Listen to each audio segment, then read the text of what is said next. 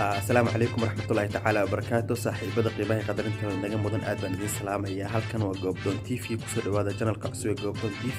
haddii ay tahay markii ugu horeysay fadlan subscribe inoo saaro gambaleelka taabo dabcan muuqaalada soo dhigi doono waxay noqon doonaan kuwa xiisaha badan insha Allah nala socda السلام عليكم ورحمة الله تعالى وبركاته كسو دوادا صاحبي الجنال كينا عصب جوبدون تي في جوبدون تي في وحنا كسو قد بيلدونا برنامج شدا أرمها بالشدا سيدا عافيماتك وحبرشدا صحافة سياسة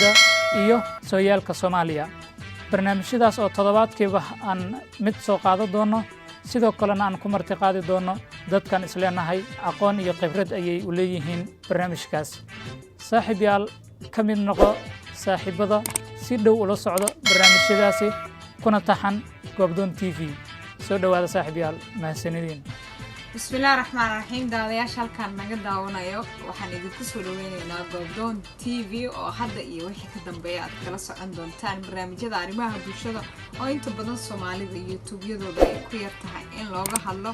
balse wixii ka dambeeya waqtiyadan aan idin la hadlayo ama aad la daawanaysaan waxaad kaga bogan doontaan halkan oo Goobdoon TV